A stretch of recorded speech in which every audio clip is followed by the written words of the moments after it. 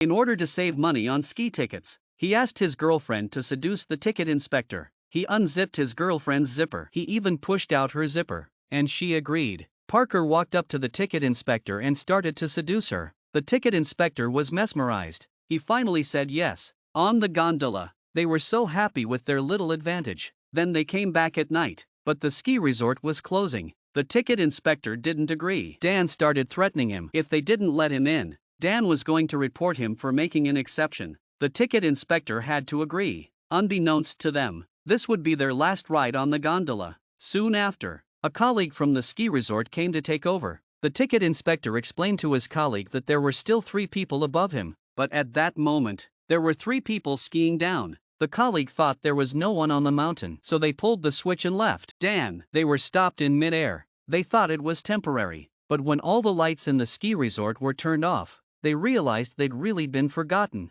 Parker had an emotional breakdown. Turns out the ski resort is only open on weekends, and today was Sunday, and that meant they'd be stuck up there for a week. As the temperature dropped, the snow starts to get heavier. Suddenly, a snowplow appears. They call out for help, but as they hung in the air, the driver never saw them. When they got the call to come back, the snowplow was off duty, leaving the 3 men in agony in the snow. They were left on the gondola. Dan didn't want to freeze to death. He decided to jump for help. He found the courage to jump from the gondola. The result: his bones were exposed right through his muscles. He couldn't move at all. Lynch didn't want to see his friend die. He climbed up the cable to the pillar, and then he climbed down the pillar. He almost fell. He had to come back and clear the ice off the cable car. Dan took his hand away and saw a wolf staring at him. Parker threw down his skis and chased him away. Lynch continued up the cable, but soon he was back. The wolves had already surrounded Dan. He broke both his legs. He was destined to be wolf food.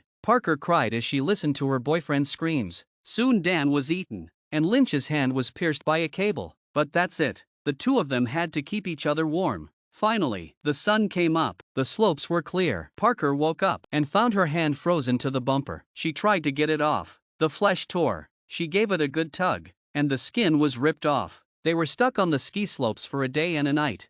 The girl woke up. She woke up and found her hand frozen on the lift. She gave it a tug, and half the skin was ripped off her hand. Looking at the snowfield, Lynch decided to climb along the cable. He's just leaving the gondola, and the screws are coming loose. Lynch continued to climb. The wolves are watching him from below. Finally, he reached another cable car. He rests for a while, then continues to climb. Finally, he reaches a place where there's a ladder. Lynch follows the ladder to the ground. He had just gotten his poles. He was attacked by a hungry wolf. Lynch stabbed the wolf with his poles. He got on his skis and tried to get to the bottom of the mountain to get help. The moment he got off the mountain, the 2 wolves were right behind him. When Parker woke up again, it was early morning. Lynch still hadn't returned. Now she was on her own. She left the gondola and jumped, and that's when it happened. The cable car was falling fast. Luckily, it stopped close to the ground. Parker jumped off, and he made it to the ground.